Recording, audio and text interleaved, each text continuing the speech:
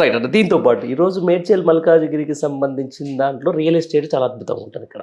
గత 5 ఏళ్ల పాటు ఒక రియల్ భూమి వచ్చేసి చాలా అద్భుతంగా ముందుకు పోయిండ్రు.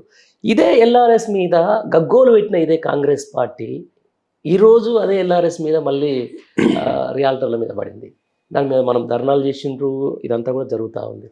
బట్ ఎందుకంటే రియల్ ఎస్టేట్ ఒకసారి సత్రం పడిపోవడం, ఈ రియల్ ఎస్టేట్ రంగం మీద మేడ్చల్ మల్కాజ్గిరిలో దాదాపుగా మేజర్ కుటుంబాలు బతుకుతూ ఉంటాయి.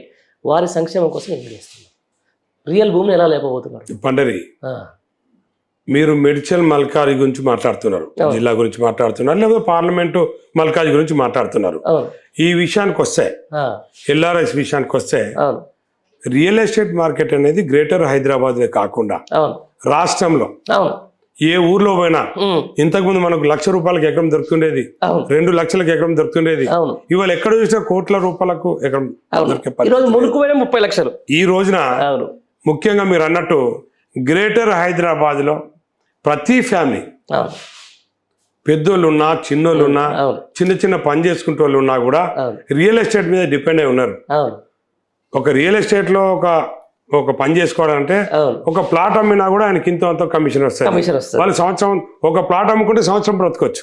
అలాంటి పరిస్థితులలో ఈ రోజున గత 4 నెలల నుంచి వెళ్ళి రియల్ ఎస్టేట్ భూమే కానీ డెవలప్మెంట్ అంటే ప్రజలకు ఏమైపోయిందంటే రియల్ ఎస్టేట్ అనేది ఇంకా డెవలప్ కాదు. ఈ 5 ఏళ్ల పాటు జనం అంతా కూడా కేసీఆర్ గారు ఉంటే ఇన్ఫ్రాస్ట్రక్చర్ డెవలప్ చేస్తుండే, ప్రజలకు కూడా ఒక నమ్మకం ఉంటుండే. మన దేశంలో అన్ని ఏరియాల నుంచి వచ్చేసి ఇక్కడ ఇన్వెస్ట్మెంట్ చేస్తుండే. ఎందుకంటే ఇది సేఫ్ ప్లేస్. లా అండ్ ఆర్డర్కే కానీ ఇది చాలా సేఫ్ ప్లేస్. 10 ఏళ్ల కింద మనం చూస్తుంటే సంవత్సరానికి ఒకసారి కొట్టాటలు, ఇంకేదో కొట్టాటలు, కర్ఫ్యూలు, ఇవన్నీ కథలు అంటుండే. ఏదో లా అండ్ ఆర్డర్ కంట్రోల్లో ఉండేది కాదు. మరి ఈ రోజున ప్రజలందరూ కూడా మరి కేసీఆర్ గారు ముఖ్యమంత్రిగా ఉన్నప్పుడు ఒక బలం, ఒక నమ్మకం, ఏదో మన హైదరాబాద్కి అనుకోండి రాష్ట్రానికి డెవలప్మెంట్ అవుతుంది, మన కేసీఆర్ గారు ఏదో కానీ చూసుకుంటారనే ఒక బలంతో ఉంటుంది. కానీ ఇప్పుడు అట్లా లేదు. ఇప్పుడు ఏమవుతుందంటే ప్రజలందరూ కూడా రియల్ ఎస్టేట్ సంబంధించి నేను మాట్లాడుకోవాలి. మరి ఏమవుతుందో, రియల్ ఎస్టేట్ రంగం అంతా కూలిపోతుందో ఏమో. వేరే రాష్ట్రాల నుంచి వచ్చి ఇన్వెస్ట్ చేసే వాళ్ళు కూడా బంద్ చేసుకున్నారు. మనకు తెలుసు, మన పక్క రాష్ట్రం నుంచి వెళ్ళి ఆంధ్రప్రదేశ్ నుంచి వెళ్ళి చాలా మంది ఇన్వెస్ట్ చేస్తారు. ఇక్కడ హైదరాబాద్ సగం వరకు వాళ్ళే ఇన్వెస్ట్ చేస్తారు. వాళ్ళు కూడా ఇన్వెస్ట్మెంట్స్ అంతా ఆపారు. ఎందుకు ఆపారు అంటే జరిగే పరిస్థితులు ఇప్పుడు ఏముందంటే అసలు ఎప్పుడు ఏమవుతుందో, ఎప్పుడు ఏ రూల్ తీసుకొస్తారో. ఇప్పుడు ఎల్ఆర్ఎస్ తీసుకొచ్చారు.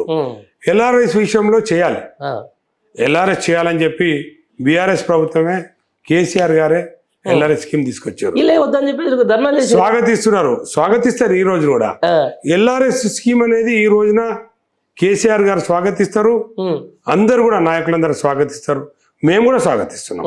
ఎల్ఆర్ఎస్ స్కీమ్ తీసుకురండి, కానీ మీరు ఏం చేయండి, ఫ్రీగా ఎల్ఆర్ఎస్ చేయండి. మీరు ఇంతకుముందు మీరు అన్నారు కదా, ఎల్ఆర్ఎస్ ప్రజల మీద భారం అవుతుంది, ప్రజలకు ఒక బండలాగా వాళ్ళ బ్రతుకు మీద భారం అవుతుంది అన్నారు కదా.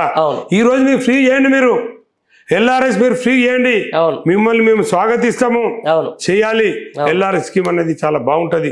ఎందుకంటే ఈ రోజున చాలా పేదవాళ్ళు ఉన్నారు, ఎక్కడో ప్లాట్ కొనుక్కున్నారు. వాళ్ళు ఏదో 50,000, ₹1,00,000, ₹2 లక్షలు ప్లాట్ కొనుక్కున్న వాళ్ళు ఉన్నారు. ఈ రోజున వాళ్లకు ఒక ₹1,00,000, ₹2 లక్షలు ఎల్ఆర్ఎస్ పేమెంట్ చేయాలంటే పేదవాడు ఉంటాడు, ఆ ప్లాట్ అమ్ముకోవాల్సి వస్తుంది. ఆ ప్లాట్ అమ్ముకోవాలన్నా కూడా పోదు ఈ రోజున. అంతే కదా, ఎవరు కొనేవాళ్ళు లేరు. కానీ అప్పులు తీసుకొచ్చి నీకు ₹1,00,000 ఎల్ఆర్ఎస్ ఫీజు కడతా అంటే ఇది చాలా కష్టమైన విషయం. ప్రజలందరూ గమనిస్తున్నారు. మల్కాజ్గిరి పార్లమెంట్ ప్రజలే కాదు, రాష్ట్ర ప్రజలు, ముఖ్యంగా గ్రేటర్ హైదరాబాద్ ప్రజలు ఇవన్నీ కూడా చూస్తున్నారని చెప్పి నేను అంటాను.